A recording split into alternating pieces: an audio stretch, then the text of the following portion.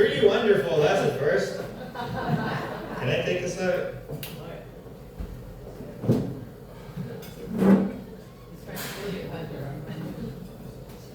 Give it up for Greg one time. As well as your bar staff, making sure you got your drinks served and food served. And I know they're in the room, so if we can have one round of applause for the inheritors, both come on station. And I will be your comedian for this evening. My name's Jeff. Y'all felt a little delayed on the clap there. Oh, we'll get there. Yeah, Greg introduced me as the Treaty Wonderful, because I'm a native guy. I know I look like I try to hide it.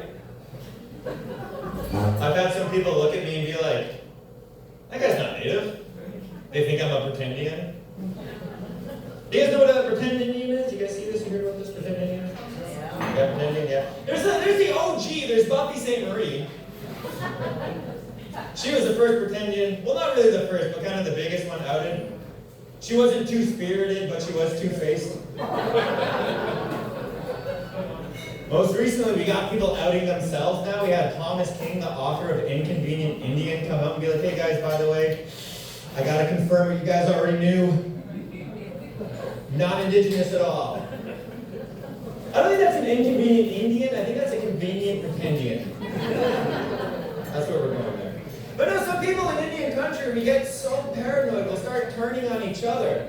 People will look at me and be like, that guy's a light skin with the last name Gobeil. That's not a native name at all. Who's this guy's mom? Also, hold on a sec, Jeff's not native, he can grow a beard. It's not stringy at all. No, I gotta reassure people all the time, guys, yes, I'm indigenous, I got my status card, proudly from Manitoba. Housing. Manitoba housing success story, y'all. I grew up on welfare. There might be a, what do they call those classes when you're like poor and middle class? Yeah, there might be a gap between us, guys. Yeah, grew up on welfare. Is there any other maybe Manitoba housing success stories in the crowd? Or maybe you don't know what that is. A Manitoba housing success story means that I lived older than 22.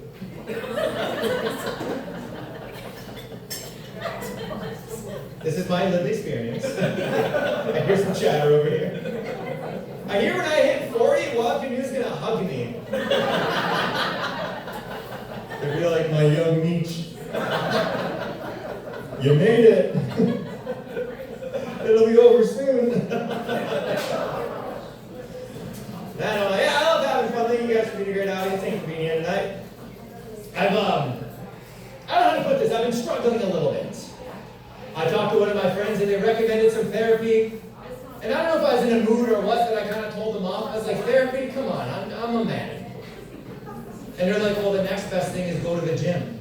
You're such a man, right? And I was like, yeah, the alcoholic diet. I like that. I'll go to the gym. The thing is, I was new at the time. I was a little unfamiliar. I walked in the gym, I'm like, I'm not doing the free weights, I'll go hit the Stairmaster. And at minute 4 on the Stairmaster, I had an epiphany. I was like, therapy it is. Dude, I am no man. What? The gym's so scary. It has these threatening signs on the wall, like, do not drop the weights. Don't make them heavy. Some guy's trying to tell me, your third set should be your fatigue set. That's when you build muscle. I'm like, dude, I walked here. I've been fatigued. No, I did end up in therapy.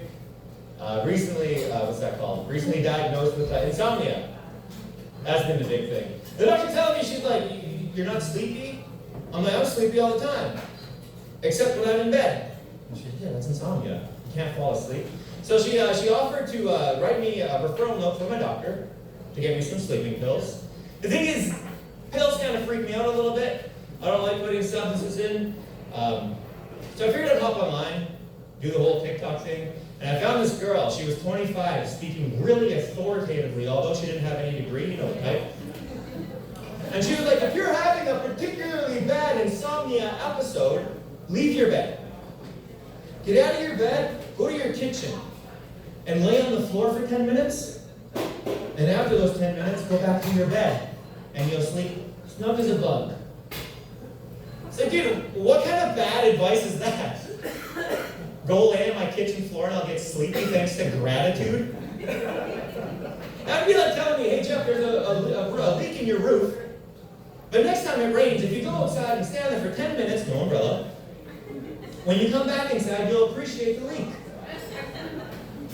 Also, how bold of you to assume that my kitchen floor isn't comfier than my bed. Thanks to all the water damage, it's quite comfy. I sink right in, I'm like, sleeping on a bed of moss. Just me and all my mice friends. I also, I should address it. Did anyone see my right eye? I got a black eye. I meant to check in with Greg before I said this. Is everyone okay? It might give away the punch. But is everyone okay if I make one domestic violence joke? No. I didn't ask yesterday, and this guy got really mad and he did this. That's the joke.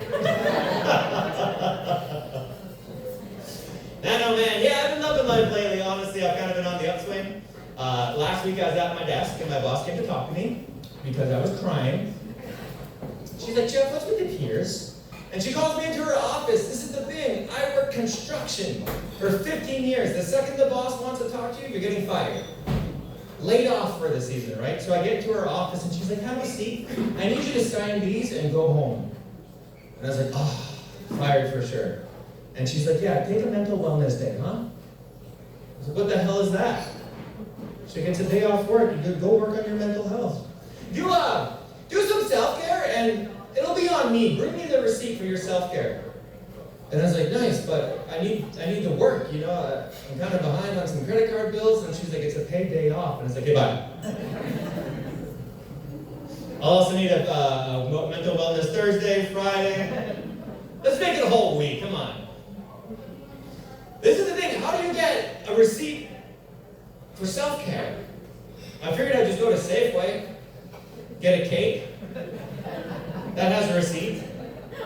My issue was the thing I normally do for self-care doesn't have a receipt. But I was like, Safeway does sell hand lotion, so. No, I called a friend and I was like, do you have any recommendations? He's like, you ever check out red light treatment? And I was like, no, I haven't even heard of it. He's like, dude, you'll love it. It's new agey, it's holistic. As a native guy, I like to judge. I was like, I'll check it out. New age and holistic. Let's see what these white people are up to. So I went in. This is red light treatment. You gotta get naked, except my Star Wars underwear. Put me in this glass box, arms up, and I get absolutely blinded by this red light. And it is supposedly healing me on a microscopic level, cleansing my skin and my organs. All it did was burn out my retinas. I walked out of there like, what the hell was that? It cost $40. I wanted to yell at the staff. I don't even know if they're standing there. But I wanted to tell them, you guys got that red light treatment, but with a few tweaks. If you added some colors, maybe some flashing lights, you can make red light treatment into native light treatment. Yeah, same thing. Keep me naked, except my Star Wars underwear, hands up, and blast me with the red light. And then flash blue light and red light and blue light and red light and red light. Native light treatment, y'all. A little siren on top, go, woo! Native light treatment. Native light treatment worked too. I used to be a white guy. Now I'm trying to blend. I see what Buffy went through, you know? No, they had to wake up and blend. My father was a Shaw man.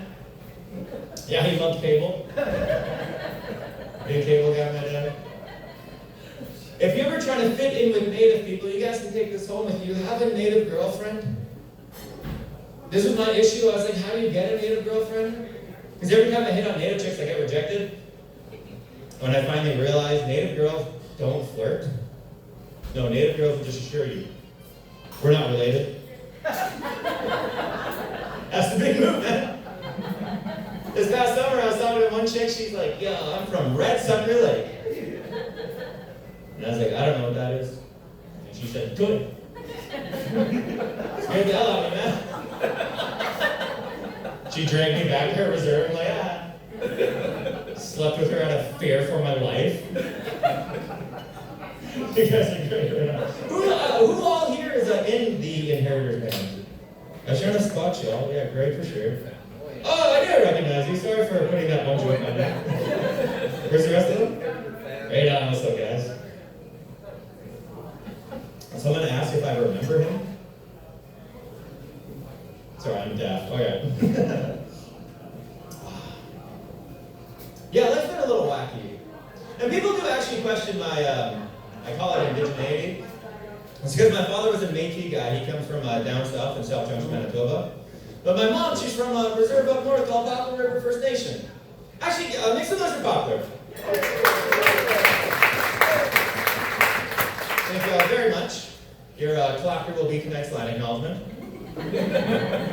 So now we can skip it. No, thank you. Are you guys pro skipping land acknowledgements? Oh, y'all are scared. You're like, oh, he's native. We love him.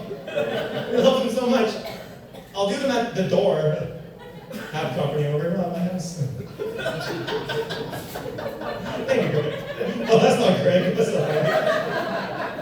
I thought I knew Greg. Oh, let me sidetrack for 1 second. The funniest land acknowledgement I ever heard came out of the University of Manitoba. It was one of the summer sessions. We had this African professor, first time teaching in Winnipeg. It was his first time in Canada. And he's looking at the syllabus and he goes, "Hey, what's a land acknowledgement?" And we explained, you got to acknowledge the treaties. And he's like, "Right on. What are the treaties?" And we're like, let's not get into it. It's kind of a whole thing, pisses people off, don't worry about it. So the professor was like, "But it says we have to do it." God bless Treaty 1.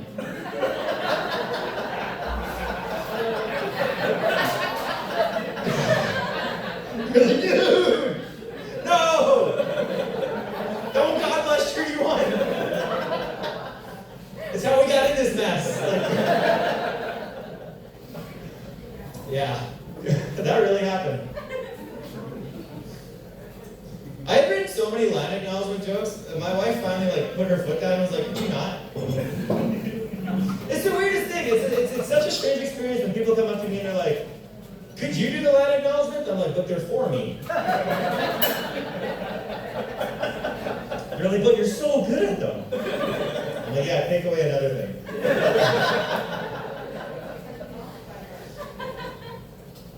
I mentioned my parents, South Junction and Poplar River. My parents got divorced when I was real young. So it's kind of hard to make a claim to either the reserve or where my dad's from, so I have to tell people strictly, I am just from Winnipeg. Unless I'm talking to my aunties who are still on the res. Then I'm from the hood. My aunties are like, "Oh, Jeff, what hood you from?" South Osborne. My aunties are like, "That sounds scary." Still a lot of crime in South Osborne? I'd be like, "Of course there is. Lots of crime in South Osborne when I'm there." Okay, so This is what I realized recently. I was breaking the law at 8 years old, because when I would weekend with my mom in the hood, we did an extra special thing together with our time together. On Friday nights, we did bingo at the Legion. A little underage gambling. And it wasn't even sweet. It wasn't cute. It wasn't me in my mom's lap with her bingo dabber going, la la la. No, man, I had my own money, my own table. I was 8 years old and it was the 90s, so of course I had a coffee and a cigarette. You gotta unwind after a tough week. My mom was a little distracted during these bingo nights, because Legions have a thing called the meat draws. Couple nods, yeah? Some people familiar with the meat draws? Yeah, meat draws are what my mom called finding new dad. This side of the room loves me. What do you guys think? You guys think he's not for real, is he? Why would a mom even tell her son that? Dude, no, my mom would introduce me to the weirdest guy. She's like, I'd like you to meet Cigarette Steve. Come on, here's Victor VLT. Even at a young age, I would be like, Mom, why can't we meet like a Dr. Dave? My mom would be like, beggars can't be choosers. But like anything, you know, you play long enough, you win. There was one Friday I'll never forget. I'm hitting the thing. I look down, I'm like, that's Little House. Bingo! And I look around, my mom's nowhere to be seen, so I have to run to the stage, and this guy's like, we have 120 cash. No.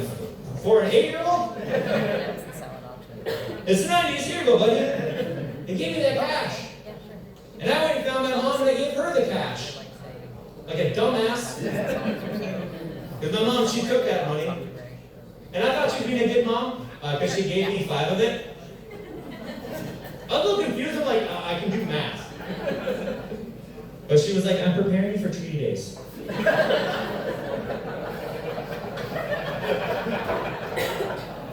Okay, I got this side, this side. The people at the back may not know what treaty days are. Treaty days is a magical time of the year where the government of Canada will give every Native person with a status card $5. And just like my mom, they keep the rest of the money. That's my Indian status, y'all. Did you guys like the dark stuff, or should I lighten it up a bit?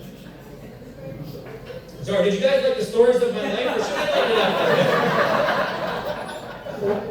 bit? Go dark. Okay, this next one's a true story. After my parents divorced, I don't know who did it, but someone called CFS, and I got apprehended.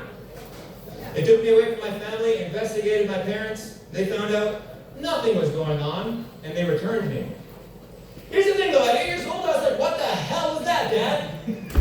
Who are those people? They can't just take me. And my dad's like, they're the government, and they can do what they want. So I started acting out. I went to school, I started getting into fights. I got my hands on permanent markers, and I started vandalizing. And people took note, especially CFS, because they apprehended me a second time. Investigated my parents, and again found out nothing going on and gave me back. They took me away and gave me back, took me away and gave me back. That's Indian giving. Oh, sorry, Indian taking. With me being the Indian. I think you guys are nuttier than I am. Right on. I wanted to do this because Greg was here. But other than Greg, is anyone else here in Alcoholics Anonymous?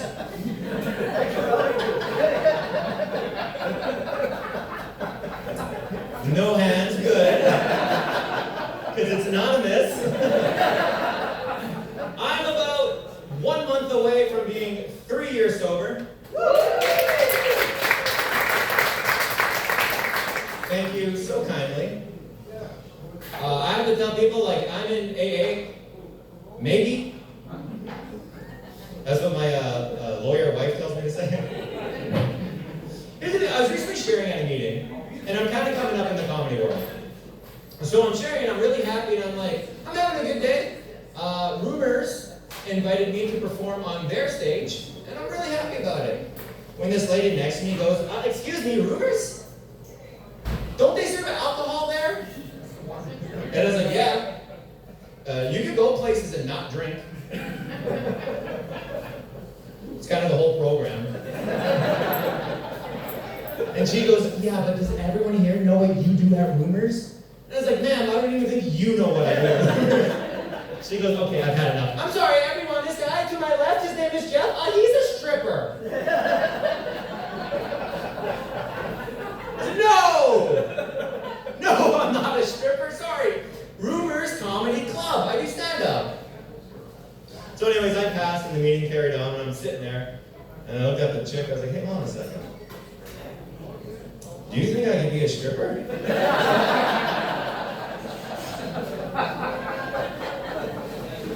She's like, I am so sorry. I was like, don't be sorry, I am a stripper. Depends how you like it, girl. Girl. What was the other thing I was telling you? Oh yeah, this past summer I got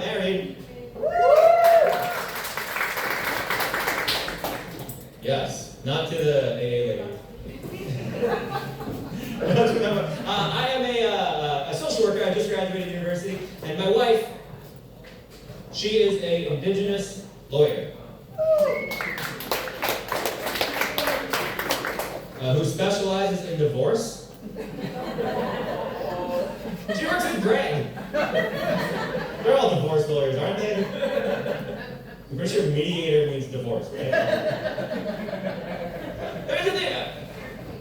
One of my uncles found out she's a divorce lawyer and he was giving me a hard time. He's like, why the hell would you ever marry a divorce lawyer, Jeff?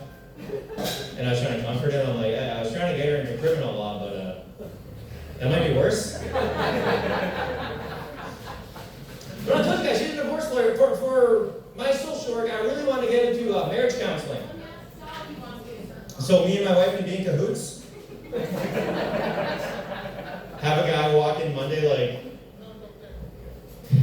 me and my wife are struggling intimately, and I can be like, dude, that sucks. You should get a divorce about it. Here's my wife's card. If she's having a busy week, maybe I'll do the work.